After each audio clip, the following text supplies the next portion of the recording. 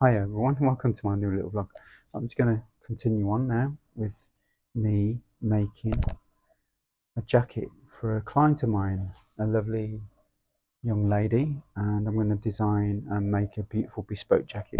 So you may have seen on my earlier segment, one of my videos, I'd actually draped on her, and this is I've draped. I don't use any patterns when I'm draping, so now I've started to drape my clients their jackets as well, instead of using my tailor's blocks and things like that. A lot of tailors will have a set of blocks, and tried and tested, of course, and some of them are great. I mean, I've got some of my blocks I've got from one of the world's best tailors who taught me, and he sent me some of his blocks, and they fit virtually perfect on my male clients. But on the women, I like to design a few little things, extra things on top. So I draped this female, this lovely lady, and now this is the draped.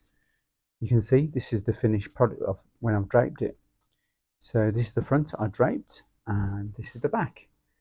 So I draped this totally on her, and you can see I draped the collar as well. So I've used in this now, this front, back, and collar as my template to cut a block out. So now, that's what I made earlier, everyone. So I've put this draped pieces now into a pattern. So this is my basic block, and so you can see this is it for her. So she wants to look like a nice curved lapel line. That's gonna reflect. So I've done a nice curve on the lapel, and I'm gonna do the same for collar. I'm gonna have a little shaped curved collar as well. Now, usually I'd separate this, but sometimes when I teach this, I always keep things together. It's just easier to work with when they're together, your front and back. I think traditionally, in colleges, unis, they separate the block. I keep my block together, the front and the back, you can see. So you can see it's in its full glory, how it is. Now, I'm going to put some princess seams, we call princess seams, panel seams, same thing. And I actually cut darts. I did quite a unique way. When it was on her, instead of me putting a dart, I slashed it into her bust level. Then I overlapped it and put masking tape. I did that for the front and back. So the darts have gone now. They're totally disappeared. I've omitted the darts totally, but it's shaped around her.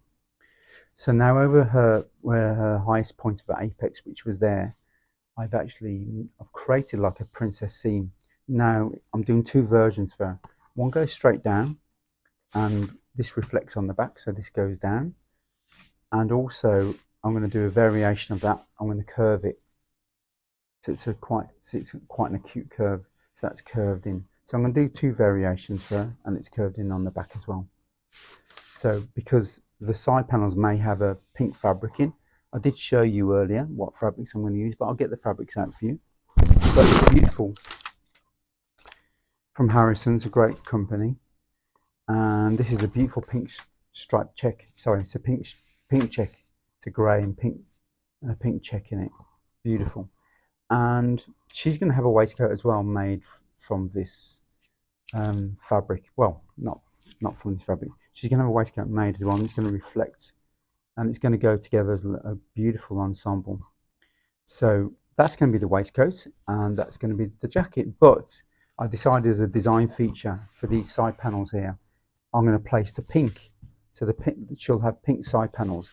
Now, whether they're straight or curved, I'm going to leave it up to her. So I'm going to do two mock-ups now for her. One with the straight panel seam, princess seam, and one with an acute curve going in on both sides of the front and back. So the panels will actually have the pink, and the main jacket body will have this beautiful fabric, all beautiful wool from this company. So there we have that. So that's why I've left this intact, because I'm going to do two variations, and this will be my block now. I'm going to use this. Now, a little tip of the day for some sewers. You can see, because this is a basic block, you don't shape anything.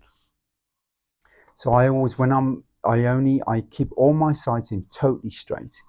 And the reason being is when it's actually on the clients, you pin it and you shape it accordingly to how your client wants, if they want it fitted, semi-fitted, or loose. So I always keep my side seams straight. I never ever shape my side seams. And the same I do for the back as well. I've shaped this back just for, just just to kind of help me along the way, really, for time, really. But this is shaped, because don't forget your back actually follows, especially centre back seams of jackets, they follow the spine, and your spine is curved, it's not straight. Well, you can keep it straight, and when it's on the client, you pin it, and then you'll shape it afterwards. So the pins will dictate how much you shape it in. Okay, so there we have it, everyone. So now I'm going to move on now to the next stage. I'm going to cut this out into two. I'm going to make two mock-ups now. I'm going to drape a sleeve, because I haven't draped the sleeve. I'm going to do two versions. I'm going to flat pattern cut a sleeve, and I'm going to drape a sleeve. And then I'm going to have a fitting with her. So I'll see you on my next stage, everyone. So ciao for now.